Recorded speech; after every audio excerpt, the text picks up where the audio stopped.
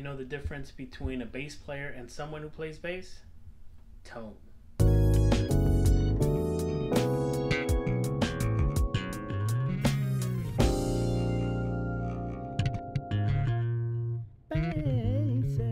Hello Basic family, another week, another video. Welcome back to Basic, and this week we're going to talk about something that's not very popular, something that not a lot of bass players take the time to perfect, and that is tone. In this video I'm going to give you 5 helpful tips that will dramatically improve your tone. I see a lot of bass players play and have amazing chops, but they don't have tone. I personally prefer somebody with tone over somebody that can play chops.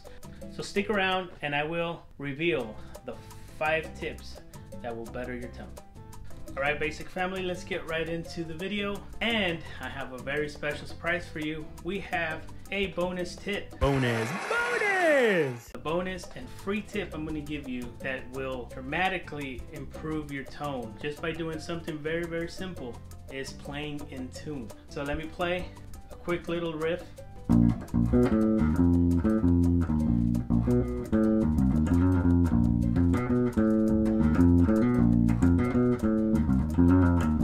Okay, hear how that sounds not quite right?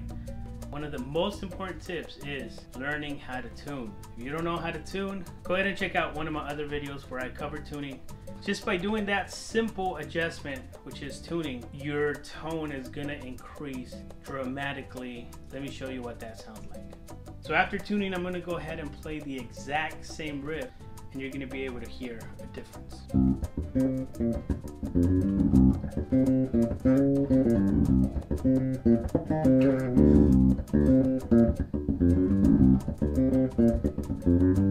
As you can see, just by doing that simple adjustment, my tone just went to another level.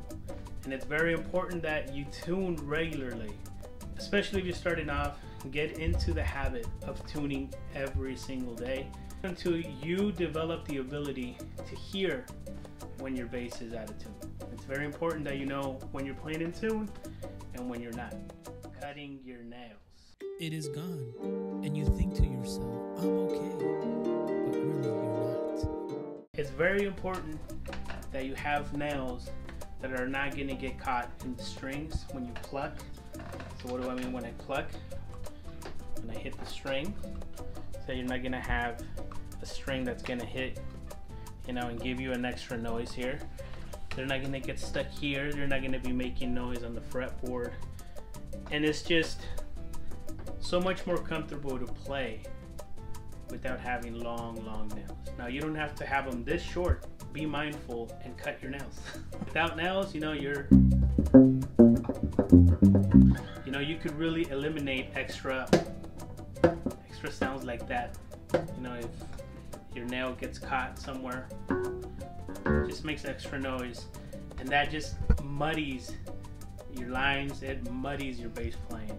You have to be able to play as clean as possible.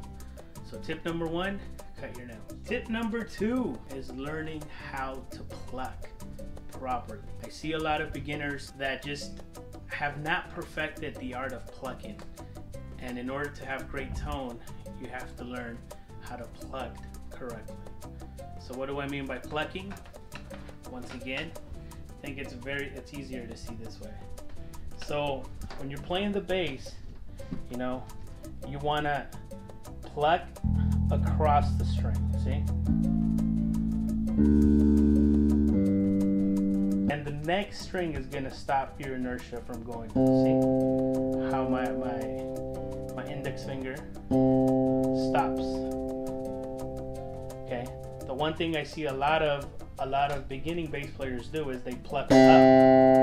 See that?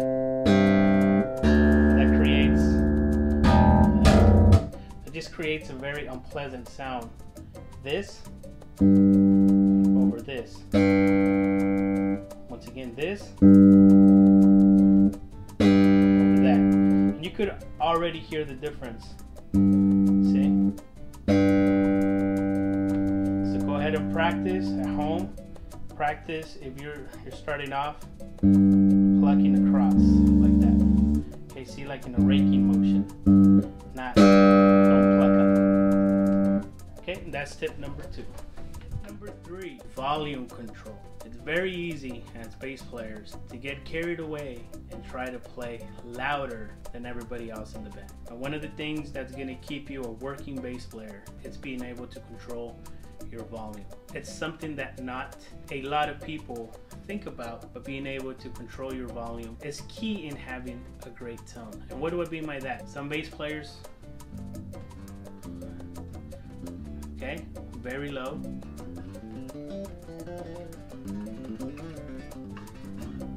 So what good is it to have amazing chops if nobody could hear them? I always like to start with everything at noon or 12 o'clock, which means right in the middle. Then you work from there. Okay, another mistake people make is they play way too loud. So now, see, everything shakes. Your neighbors are mad. You know, the cops will probably come over to your house. You don't want any of that. So try to be mindful of your volume. Another thing is, if you're very, very loud, sound guys are not gonna like you very much. One of the most important tips I can give you is learning how to control your volume. If you play at a very regulated level, not too low, not too loud, your tone is gonna sound really good.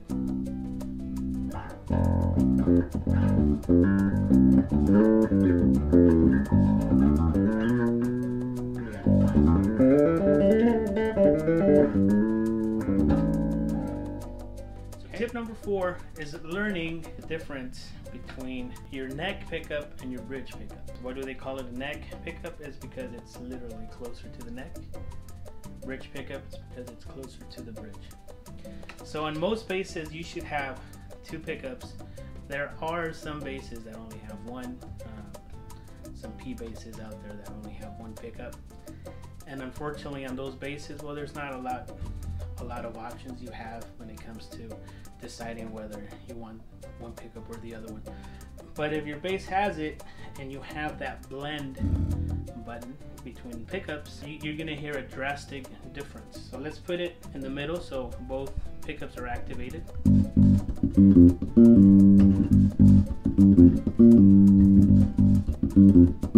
Okay, that's with both pickups activated. Now if you use only the neck pickup,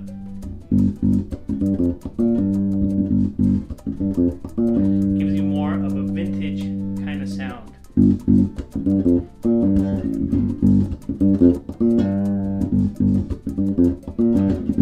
Okay, now we play with the bridge pickup. Gives you a much more fuller sound, a fatter sound if you want to call it that way. So once again, neck pickup gives you a higher tone, more of a vintage kind of tube amp kind of feel. Okay, bridge pickups gives you a fatter tone, a deeper tone. So I like to play with both.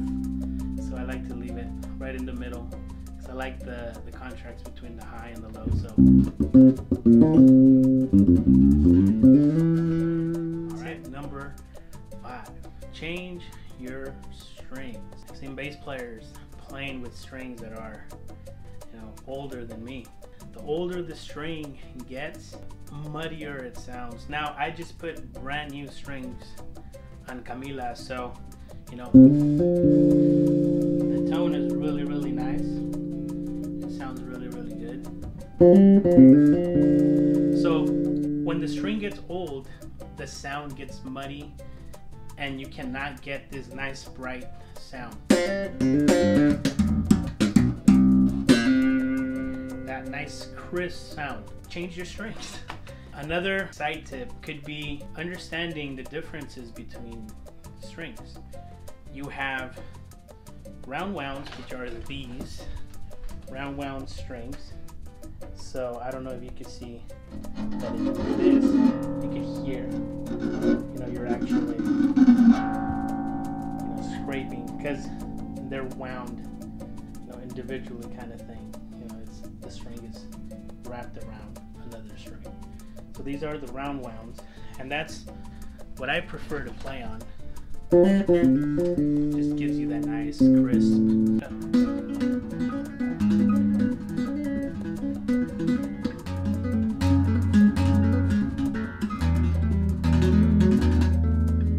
And this is what the flat wounds sound like. You know, just very smoother sound, and I like to use flat wounds on my fretless. See how it's very smooth?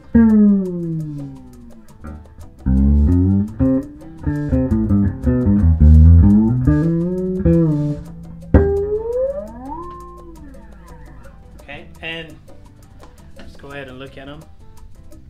You can just immediately, sorry, turn this off.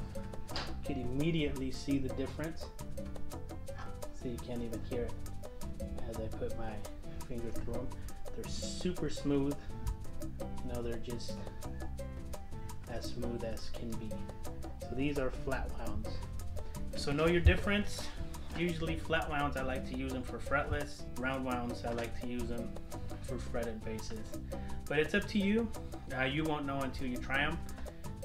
Go ahead and try flat wounds, try round wounds, and whatever sounds better for your style of playing. 90% of all bass licks are going to be done with round wounds. So, but like I said, you won't know what you like until you try it.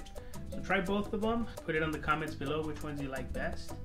You like flat wounds, you like round wounds. Bonus! Bonus! Hey guys, I know you thought that was the end of the tips, but guess what? I have a secret surprise for you. The very rare occasion when I give you 2 bonus tips. Today's the day. So cherish it, enjoy it, bring out the champagne. Extra free tip, make sure to always clean your pots. These knobs, inside of here, you have what you call your pots. Dust gets into them and they get noisy.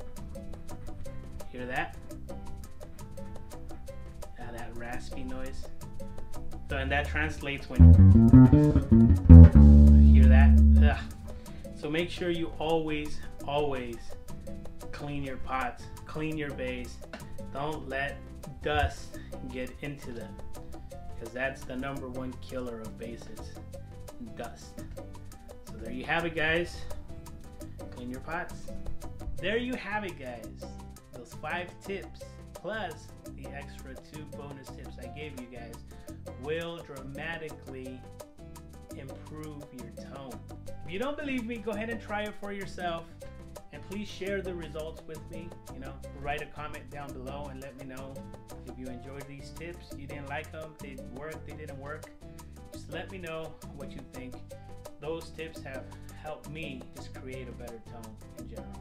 So thank you guys so much for watching. If you haven't already, go ahead and click that subscribe button and that bell notification so you're always be alerted when basic content drops. And write a comment down below. Just let me know which tip was your favorite. If you have any other tips that I didn't cover, I would be more than happy to read them and maybe share them with you guys later on. Thank you so much for all your support. I always say this channel cannot be possible without the support of you guys, and I am eternally grateful. So with that said, see you next week, so be happy and keep it slapping.